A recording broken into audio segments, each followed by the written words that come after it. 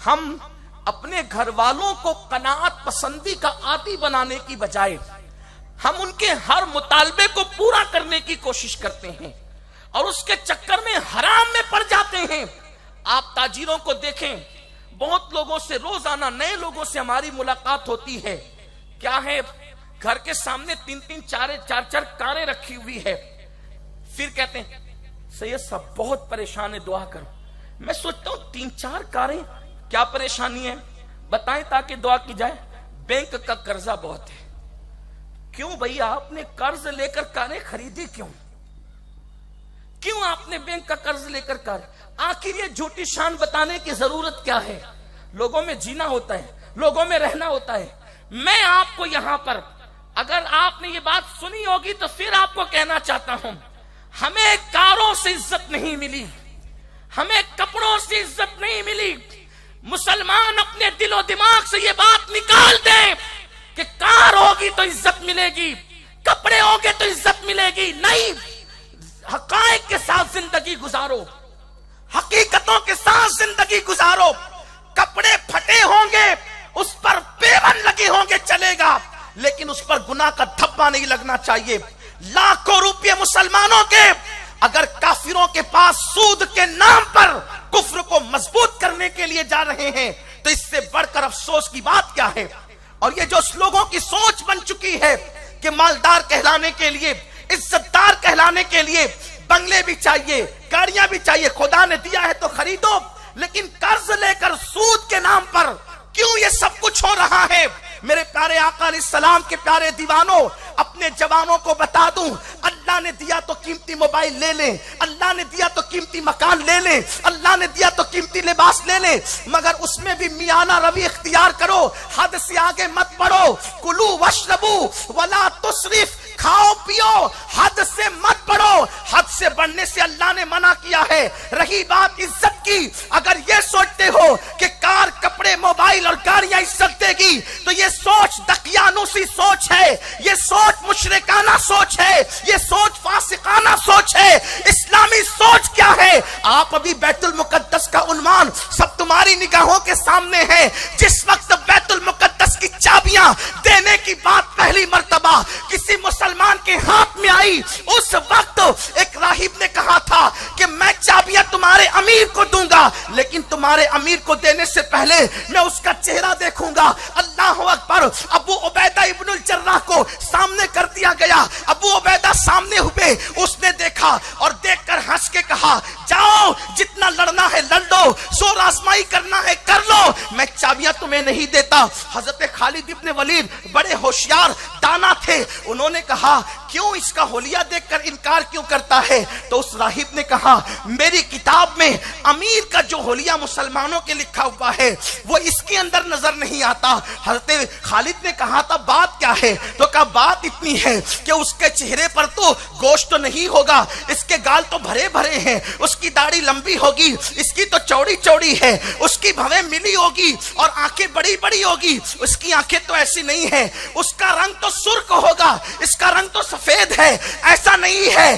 तब हज़रत खालिद ने मुस्कुरा के कहा था, तुम जिस अमीर की बात कर रहे हो वो लश्कर का अमीर नहीं, वो मोमिनों का अमीर है, जिसे उमर इब्न खत्ताब कहते हैं। और फिर कहा, अगर तुम उसको देखना चाहते हो हमें मोहलत दो, हम उसको बुलाएंगे। और उसके बाद फिर हजरत खालिद ने खत लिखा, अल्लाहु अकबर, बैतुल मुकद्दस के ऊपर रोना रोने वाली कौम जरा एहसास तो करे, हमें भी बैतुल मुकद्दस से प्यार है, लेकिन जब से इस कौम से उमर की फिक्र खत्म हो गई, बैतुल मुकद्दस पर कुफ्र मुसल्लत हो रहा है। फिक्र उमर अपने अंदर पैदा कर लो, आज भी दुनिया में इनकलाब आने के लिए तैयार है। नारे तकबीर, नारे रिसालत। कुव्वते फिक्र अमल पहले फना होती है, फिर किसी कौम की शौकत को जवाल आता है। कपड़े और कारों के धोखे में इज्जत के मुतलाशी, अपने वजूद पर इस्लाम मुसल्लत न करने वाले बैतुल मुकद्दस पर इस्लाम का परचम क्या लहरा सकेंगे? अब वहां इस्लामी हुकूमत क्या कायम कर सकेंगे? जिनके घरों में इस्लामी हुकूमत नहीं, वो बैतुल मुकद्दस पर इस्लामी हुकूमत कायम करेंगे। अरे पहले अपने हुकूमत कायम करो, सुबह को तुम्हारे घर में सीरियल और टीवी के नाम पे कुफरिया कलिमात बजते हैं, तुम्हारे घरों के अंदर कुफरिया कलिमात की आवाज आती है, जिनमें अल्लाह के लिए गालियां होती है, जिनमें दरख्तों की और पत्थरों की तारीफें होती है। मुसलमानों, फिक्र फारूकी तो ये थी, ए हजर अस्वद, अगर मैंने तुझे अपने नबी को चूमते हुए न देखा होता तो मैं तुझे कभी नहीं चूमता, क्योंकि मैं जानता हूं कि तू पत्थर है, ना तो फायदा दे सकता है ना नुकसान पहुंचा सकता है। तुझे चूमना इसलिए है कि मेरे हबीब ने तुझे चूमा है, हबीब ने चूमा इसलिए तुझे चूमना। फिक्र फारूकी ये है। अल्लाह अकबर। खालिद इब्ने वलीद ने खत लिखा, अल मुख्तसर ये, लेकिन मुसलमानों के अमीर के घर का हाल ये था, वो अल्लाह अल्लाह जिस अमीरुल मोमिनीन ने तीन तीन बर्रे आजमों पर तन्हा हुकूमत की है, उसके घर की कैफियत यह है कि एक कपड़े के सिवा दूसरा कपड़ा पहनने के लिए न था, एक उठनी के लिए दूसरी सवारी न थी, लेकिन लेकर के चले हैं अपने गुलाम को साथ में लेकर। मशहूर वाकया है, वाकया निगारी मकसद नहीं, सिर्फ फिक्र फारूकी पेश करना है, सिर्फ फारूकी फिक्र पेश करना है। इल्हाद और बेदीनी के इस दौर में, तबाही और दकियानूसियत के इस दौर में, इस पुरफतन दौर में उस फिक्र को पेश करना है जो फारूक आजम ने सुफ़ा के चबूतरे से मुस्तफा जाने रहमत से सीखी थी, इमामुल अंबिया से जिसने वो फिक्र हासिल की थी। वो फिक्र क्या थी? जब अमीरुल मोमिनीन चले हैं, वही फटा पुराना लिबास, वही पेवन वाले कपड़े और एड़ियों के पास से फटा हुआ चमड़े का मोजा है। वहां पहुंचे हैं, पानी की नहर थी, सोचा उतरूंगा तो अंदर से पानी एड़ियों के जो फटे हुए हिस्से उससे घुस जाएगा। चमड़े के मोजे उतार के कंधों पे डाल लिए, रही सही सारी कसर पूरी हो गई। लोग इंतजार कर रहे थे कि मोमिनों का अमीर कौन है, जरा देखें तो सही, वो किस तरह कैसरो किसरा के ताजदारों की तरह कर्रो फर से आएगा। वो जब आएगा तो हटो बच्चों के नारे होंगे, वो जब आएगा तो धक्कम धक्कियां होगी, लेकिन खुदा की कसम आने वाला जो आया है तो हाल ये है कि उसके इत्मीनान, तमकनत और सुकून की कैफियत ये थी कि नींद के जर्रों को भी धक्का नहीं लगा। इस शान से वो आया, लेकिन जब आया तो नहर को देखकर मोजे उतार करके कंधों पे डाले। अबू उबैदा और हज़रत खालिद आपस में बातें कर रहे हैं, उमर ये क्या कर रहे हैं? हिम्मत तो नहीं थी क्योंकि लोग खड़े भी थे। उमर क्या कर रहे हैं? फटे हुए मोजे कंधे पे डालकर इनके फटे हुए को ऐलान कर दिया और दूसरे कपड़े भी तब्दील नहीं किए, वही कपड़े मामूल के कपड़ों पे आ गए। जब फारूक आजम ने नहर पार की तो खालिद ने कान में कहा, आप कर क्या रहे हैं? आपने फटे हुए मोजों की तशहीर कर दी, फटे हुए कपड़े, कोई अच्छे कपड़े तो पहन लेते। सैयदना फारूक आजम ने कंकरियां उठाई और हजरत खालिद के वजूद पर गुस्से से दे मारा, ये कहते हुए, खालिद, अभी रसूल पाक को पर्दा फरमाने के लिए चंद साल भी नहीं बीते, तुम लोग इतनी जल्दी फिक्र तब्दील कर चुके? तुम क्या समझते हो? सवारियों के कर्रो फर और लिबास की ज़ेबो ज़ीनत ने हमें इज्जत दी है। खुदा की इज्जत की कसम, हमें इज्जत सवारियां और लिबास से नहीं मिली, हमें मुस्तफा जाने रहमत की गुलामी की वजह से इज्जत मिली। और जब तक नबी की गुलामी में रहेंगे, ये इज्जत का तमगा हमसे कोई छीन नहीं सकता। अपनी फिक्र तब्दील कर दो, जमीनी हकायक के साथ जिंदगी गुजारो। और ये कि बैंकों से लाखों लाख रुपए के मकरूज होकर हर महीने हजारों लाखों रुपए कमा कर तुम कुफार की जेबें भर दो, ये कहां की दानिशमंदी है? ये कहां की अक्लमंदी है? सुन लो, अल्लाह के रसूल ने फरमा दिया, अल्लाह का ऐलान है कि वो तिजारत को बढ़ाएगा और सूद को तबाह करेगा। बड़ी बड़ी पार्टियां सिर्फ सूदी चक्कर में तबाही के दहाने पर पहुंची। हुजूर अलैहिस्सलाम फरमाते हैं कि उसके घर वालों के यहां तो उसकी तबाही होगी।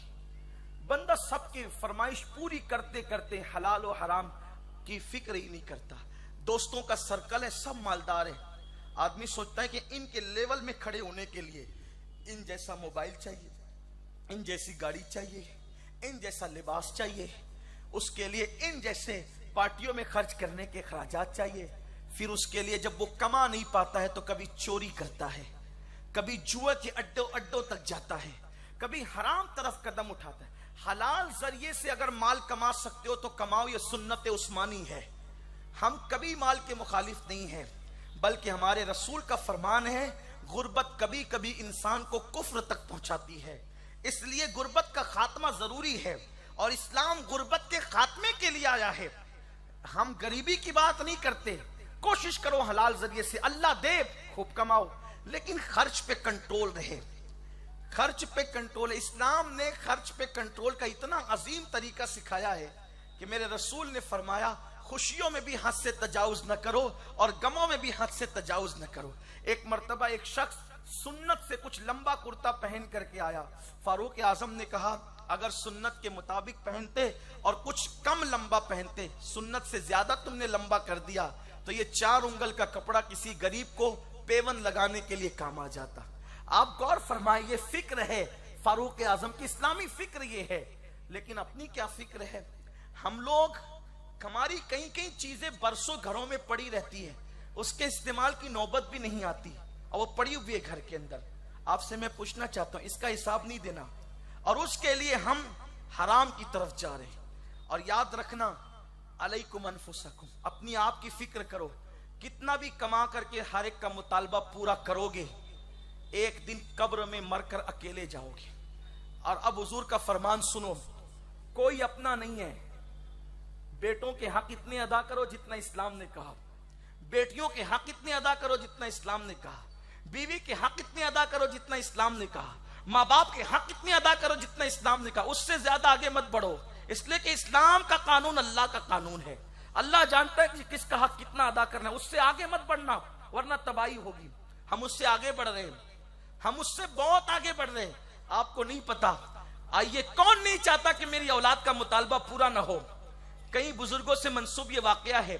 लेकिन आइए उस अमीर की बारगाह में खिराज पेश करूं जिसको दुनिया उमर इब्न अब्दुल अजीज के नाम से जानती है। उमर इब्न अब्दुल अजीज, माह रमजान शरीफ का महीना खत्म हुआ और ईद का हिलाल तुलू हुआ। बच्चे रोते हुए घर में आए, बच्चे सबके बच्चे ही होते हैं। कहा बाबा, पूरे इलाके के अंदर धूम मची हुई है, सब नए कपड़े खरीद रहे हैं, सब बहुत सारे दोस्तों के नए कपड़े आ भी गए। एक काम करें कि हमारे लिए भी ईद के नए कपड़े ला दें। वक्त का अमीरुल मोमिनीन है, घर में इतने पैसे नहीं कि बच्चों को कपड़े दिला सके। हर बाप, चाहे वो अमीर हो या गरीब हो, वली हो या गुनहगार हो, हर बाप के सीने में औलाद के लिए जो मोहब्बत है वो किसी के सीने में नहीं है। लेकिन बात इतनी है कि अल्लाह का कानून जिसको अजीज है उसकी जिंदगी बहुत मोहतात है। उमर इब्न अब्दुल अजीज के बेटों ने कहा, अब्बा जान कपड़े का, बेटो पैसे नहीं है, सब्र करो, अल्लाह इंतजाम कर देगा। कहा बाबा, सबके बच्चे नए कपड़े पहनेंगे कल और मुसलमानों के अमीर के कपड़े, बच्चे नए कपड़े नहीं पहनेंगे, कैसा लगेगा? कुछ करें। बीवी ने कोई मशवरा दिया, बस गए और उसके पास जो खाजिन था बैतुल माल का। देखिए, बेहतरीन दोस्त वो है जब तुम गलती करो तो वो तुम्हारी इस्लाह करे। आज दोस्त तो बेहतरीन वो माना जाता है कि हर गलती में वो आपकी तायीद करे। उमर इब्न अब्दुल अजीज खाजिन के पास गए और कहा, एक काम करो, 2 महीने की तनख्वाह मेरी पेशगी मुझे दे दो, पहले दे दो, ताकि कल मेरे बच्चे नए कपड़े पहन ले। ये इस्लामी फिक्र का नतीजा था। खाजिन ने कागज और कलम आगे कर दिया। अमीरुल मोमिनीन अपने हाथ से 2 महीने की जिंदगी की गारंटी लिखकर दे दें, मैं तुम्हें 2 महीने की तनख्वाह पेशगी दे दूंगा। आंखों में आंसू आ गए, पल की खबर नहीं, 2 महीने की गारंटी मैं क्या दे सकता हूं? कहा आप गारंटी नहीं दे सकते, मैं तनख्वाह नहीं दे सकता, अल्लाह को मुंह क्या दिखाऊंगा? अल्लाह को मुंह क्या दिखाऊंगा 2 महीने की तनख्वाह देकर? ये फिक्र है। अलैकुम अनफुसकुम, अपनी फिक्र। आज हमारा क्या हाल है? हम तो सिर्फ चापलूसी में मर रहे हैं, हम तो सिर्फ गदागरी में मर रहे हैं। हमारा हाल ये है, हमें रब की खुशी से ज्यादा सब की खुशी अजीज हो गई। ना रब मिला ना सब मिला, कुछ नहीं मिला। इसलिए मुसलमानों को अपनी फिक्र का करेक्शन करना होगा, तब्दील करना होगा फिक्र को। अल्लाह अकबर। मुसलमानों की फिक्र क्या है?